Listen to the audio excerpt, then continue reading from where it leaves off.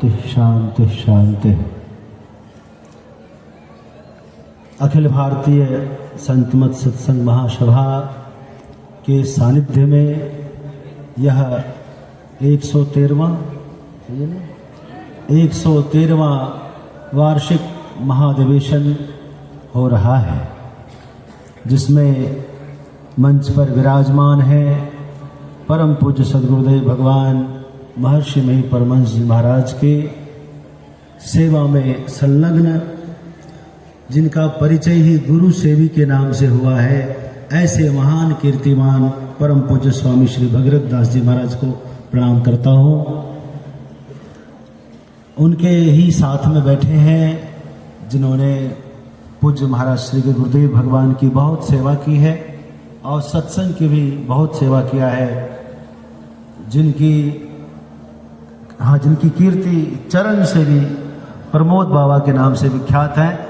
मैं उनको भी खूब खूब प्रणाम करता हूँ और मैं आपसे मिला भी हूँ कुपाघाट में आकर के। और जो आचार्य श्री नहीं आ पाए अपने कमजोर स्वास्थ्य की वजह से, हम उनके लिए भी मंगल स्वास्थ्य की कामना करते हैं। और परम पूज्य स्वामी श्री निर्मलानंद जी महाराज आपको भी प्रणाम करते हैं। आप जिनका यशस्वी ओजस्वी मंच संचालन श्रवण कर रहे हैं, ऐसे श्री सत्य प्रकाश जी महाराज आपको भी खूब खूब वंदन करते हैं। मंच पर उपस्थित सभी पूजनीय संतजन सबको एक साथ नमन करते हैं। हमारे अभी सहयोगी श्री रवि शंकरानंद जी महाराज आपको आप श्रवण कर रहे थे, उनके लिए भी मंगल कामना करते हैं। पूर्णतः विराजमान अनेक संतजन और आप सब दर्शक दीर्घा में विराजमान भक्तजन, अखिल भारतीय संतमत सत्संग महासभा के उपाध्यक्ष महोदय श्री कृष्ण कुमार यादव जी और उपाध्यक्ष श्री मुकेश जायसवाल जी, महामंत्री श्री दिव्य प्रकाश जी, मंत्री के पद पर श्री राजेंद्र मेहता जी, श्री मनु भास्कर जी एवं सभी सदस्यगण, आप सब के लिए एक बार हम गुरु महाराज से प्रार्थना करते हैं, सब यशस्वी हो, सब कीर्तिमान हो, सब अपने अपने लक्ष्य को प्राप्त करें। यह बड़ा हमारे लिए सौभाग्य का विषय है। मैं पूज्य महर्षि संतसेवी परमहंस महाराज से बहुत प्रभावित था। उनके दर्शन कई बार किया हूँ। उनकी जो विशेषता थी कि वो गद्य में तुकबंदी लगाते थे, ये उनकी विशेष पहचान बन गई थी। मुझे उनका बड़ा आशीर्वाद प्राप्त है। मेरा भी शरीर भागलपुर जिले का है और मुझे लगता है हमारे जन्मभूमि से आसपास से भी बहुत से भक्त आए होंगे।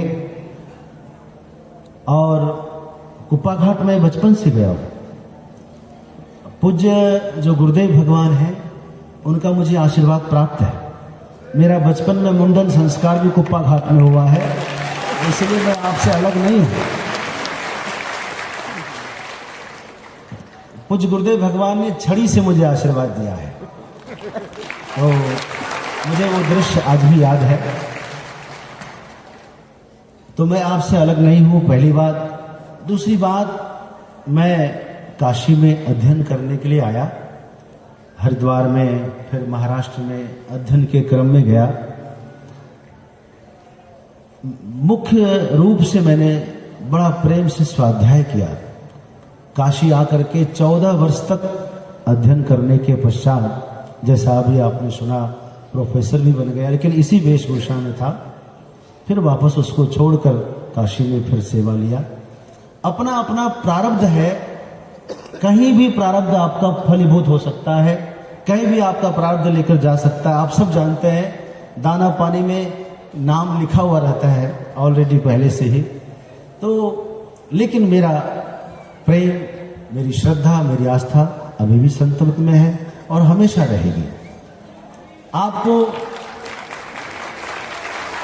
एक बात मैं कहना चाहूंगा, पूज्य गुरुदेव भगवान का वो महर्षि वाणी आप लोग जानते होंगे, भिन्न भिन्न इष्टों के मानने वाले के भिन्न भिन्न इष्ट देव कहे जाते हैं। सबके नाम रूप भी भिन्न भिन्न होने पर भी सबकी आत्मा तो अभिन्न ही है। भक्त जब तक अपने इष्ट के आत्म स्वरूप को न प्राप्त कर ले तब तक भक्ति पूरी नहीं होती है। तो बहुत अच्छा है। संतमत भी जो सन्यासी परंपरा है, विरक्तों की ही परंपरा है। आप सब जानते होंगे पूज्य गुरुदेव भगवान के गुरुदेव देवी साहब, उनके गुरुदेव तुलसी साहब, लेकिन उनके गुरुदेव कौन है आप सबको पता नहीं होगा, शायद किसी को पता भी होगा।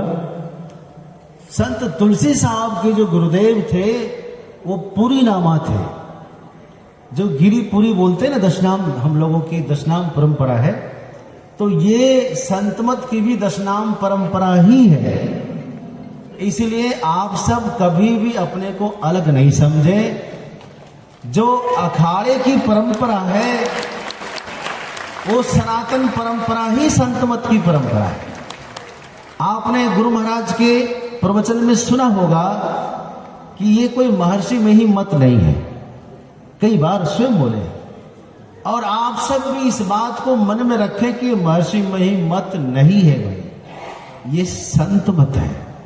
इसमें जब आप कहते हैं कि शंकर रामानंद धन्य आधारी, तो सबका नाम तो आप बोलते ही है। जब हम सबका नाम बोलते हैं और गुरु महाराज ने सत्संग योग में सभी संतों को स्थान दिया है, तो अपने को इतना सीमित क्यों मानते हैं आप? आप वास्तव में सागर में हैं, आप गागर में नहीं है, सागर में है। तो अपने मन मस्तिष्क को भी इतना ही व्यापक बनाए। पूज्य रविंद्र महाराज जी यहाँ पर बैठे हैं। हम लोग वहाँ झाड़ी में, पुरानी झाड़ी में, हरिद्वार में बहुत काल तक साथ में रहे। वहीं से हमने अध्ययन शुरू किया, वहीं से शुरुआत किया। तो मेरा ये कहना है, अभी आपने सुन ही लिया कि अगले कुंभ में संत मत का अपना शिविर होगा। उस पर कुप्पा घाट द्वार लिखा हुआ होगा। ये जो महासभा के पदाधिकारी गण हैं, मैंने इनको शुरू दिन में ही कह दिया था कि आज तो आप यहां कर ले रहे हैं, लेकिन अगली बार ऐसे नहीं चलेगा। आपका खुद का शिविर होना चाहिए। अभी से आप कमर कस लें, तैयारी रखें कि हर कुंभ में संत मत का झंडा रहेगा, हर कुंभ में संत मत का पताका फहराएगा। संत मत के सत्संगी को भी गर्व होना चाहिए। मेला में सबका नाम प्रचार होता है। मैं ये भी कहूँगा कि जैसे पुरानी परंपरा है, बीच में क्या हुआ कि देवी साहब सदगृहस्थ थे, आप सब जानते हैं, गृहस्थ थे, नौकरी करते थे, हैं? विवाह नहीं किए थे लेकिन नौकरी करते थे। तो अपना जीवन जो है उन्होंने थोड़ा अलग बिताया। अब इस परंपरा में गुरुदेव भगवान से विरक्त संत जुड़े। विरक्त मतलब गैरिक वेशभूषा में। जो संतों की वेशभूषा है वो यही है। सफेद वस्त्र जो है वो तो गिरस्थ संतों की परंपरा का वेश है, लेकिन विरक्त संत की परंपरा की वेशभूषा तो ये गिरवा वस्त्र है, भगवा वस्त्र है। तो वापस कभी उत्थान का, कभी जो है ह्रास का, कभी विकास का समय आता है। ये बड़ा अभ्युदय काल है। आप सब एक बार फिर से विचार विमर्श करके संत मत